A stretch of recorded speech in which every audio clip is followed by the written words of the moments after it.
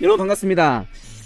제가 영상을 올리면서 예전에 올린 것 중에 시설 소유자 배상책임 보험에 대해서 올린 영상이 있죠. 그 이후에 시설 소유자 배상책임 보험에 대해서는 따로 이렇게 올리지 않았던 것 같은데, 오늘은 시설 소유자 배상책임으로 처리했던 사건 하나를 가지고 여러분께 설명을 드리고자 합니다.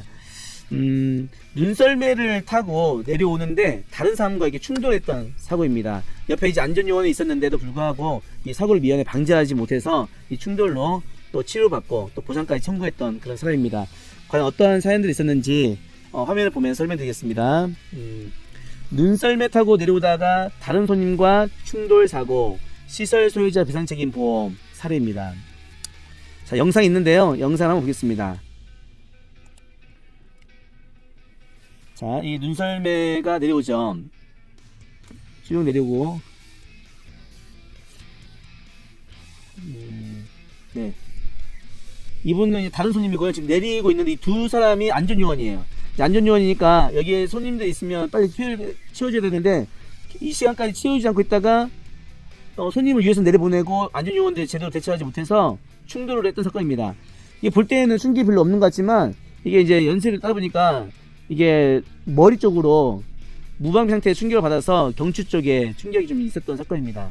이 두 명이 다 이제 안전요원이에요. 근데 제대로 대처를 못했어요. 안일하게 대처한 것 같습니다. 자, 2019년도 2월 달에 발생한 사고고요. 오산시 소재 눈썰매장 내에서 발생했습니다.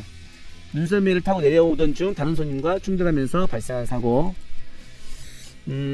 치료 내용을 보면은요, 뇌진탕, 두 개의 상처가 없는 뇌진탕하고 경추, 요추, 그 다음에 신경 뿌리병증을 동반한 요추, 기타 추간판 장애, 경추 간판 장애. 이거는 이제 M코드고 질병이지만 사고 기여도에 평가를 해야 되겠죠. 저 좋은 오산병원에 또 20일 입원을 했어요. 입원하고 또 치료를 받던 중에 이제 평가를 하게 된 겁니다. 피해자 방사선 사진인데요. 허리 디스크가 굉장히 심하게 눌려있는 모습을 좀 볼 수 있습니다. 디스크는 사실은 제가 추간판 탈출증에 대해서는 평가를 많이 하지만 기본적으로 이제 질병을 가지고 있는 사람들이 많이 있죠. 그런데 이게 사고로 충격이 가해지면 과거에 통증이 없던 분들이 그 사고로 통증을 호소하시는 분들이 많이 있습니다. 추간판 탈출증에 대해서는 정말 그 평가하면서 느끼는 거지만 아프신 분들은 진짜 많이 아프세요. 그래서 결코 간과할 수 없는 부위이긴 합니다. 자, 사고 내용을 보니까요, 사고 원인은 무엇이라 생각하는지요? 라고 이제 원인을 좀 조사해봤죠. 사고는 눈썰매 측 관리자가 2명이 계셨는데 앞쪽만 확인하고 뒤쪽 확인하지 않아 제 눈썰매 회전하면서 뒤쪽에 있는 아이와 함께 걸어오는 다른 손님과 충돌하였습니다. 본 사고에 대해 충돌에 대해서 과실이 있다고 생각하는지요? 그 손님도 어느 정도 있다고 생각합니다. 충돌 손님과 아이가 썰매를 타고 바로 내리지 않고 튜브용 썰매에 있는 모습을 근처에 있는 아기 엄마가 동영상을 촬영하고 있었습니다. 영상 촬영하고 있었는데 한번 볼게요. 뭐 이게 보이나? 다시 한번 볼까요? 여기를 이렇게 여기 내려와서 이제 그 엄마가 아이하고 엄마 사진을 찍어주는 이 모습을 이제 주장하는 것 같습니다. 뭐 그렇게 시간 타이밍이 있는 것 같고, 제가 볼 때는 안전요원이 빨리 대처하지 못한 과실이 큰 것 같습니다. 충돌한 손님이 바로 이동하지 않은 과실이 있다고 생각하며, 동시에 손님이 모두 빠져나가지 않았는데도 불구하고 안전요원이 너무 빨리 썰매를 타게 한 과실이 있다고 보여집니다. 위에 있는 안전요원은 너무 빨리 손님의 썰매를 내보냈고, 또 아래에 있는 안전요원 2명이 있었지만 제대로 자기들 역할을 하지 못한 과실이 크겠죠. 영업중에 발생한 거니까 이제 영업배상책임 보험, 시설 소유자 배상책임 보험에서 처리가 됩니다. 1인당 3,000원씩 주고 이용하기 때문에 안전벨리 의무 책임은 시설 소유자에게 있는 거고요. 네. 손해배상 적용 판단, 손해배상 책임의 적용 판단. 이 사건 사고는 피해자가 가족들과 1인당 3,000원을 지불하고 눈썰매장을 입장하여 쓰며 눈썰매장 내에서 썰매를 타고 정상적으로 내려오던 중에 탑승한 손님과 충돌한 배상책임 사고입니다. 첫째, 눈썰매장 관리자는 손님들이 충돌하지 않게 시간적인 안전성을 확보해야 하는데 이를 게을리한 점. 눈썰매 타고 내려오는 과정에서 다른 손님과 충돌하지 않게 밑에서 관리하는 직원이 안전상 조치를 해야 되는데 아래 2명의 직원도 제대로 관리하지 못한 점. 피해자와 충돌한 다른 손님의 경우 눈썰매를 타고 내려와 다른 손님과 충돌하지 않게 자리를 신속히 이동해야 되는데 뭐 사진 찍고 있었죠. 사진 찍고 그러면서 시간을 조금 더 지체한 점, 이런 부분도 사고의 원인이 될 것 같습니다. 이 사건에 해당 눈썰매장 관리자들은 안전을 발생하지 않도록 해야 되는데 그러지 못한 책임이 있다고 보여져서 민법 390조나 750조 등에 근거해서 법률상 손해배상 책임이 있다고 판단을 했습니다. 과실은 어떻게 될까요?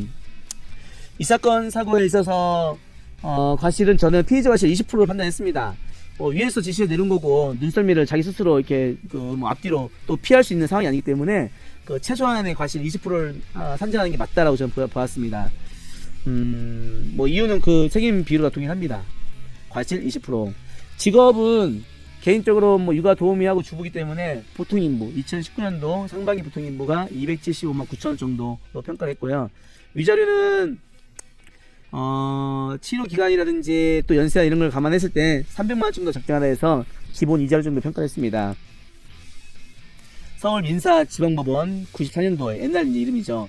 여기에 위자료 300만 원 평가했던 것도 있고요. 그리고 2007년도에 서울중앙지방법원에서 위자료 2천만 원 평가했던 것도 있고. 근데 뭐 이거 너무 많이 큰 걸 넣긴 했는데요. 여하튼 300만 원 정도 적정했습니다.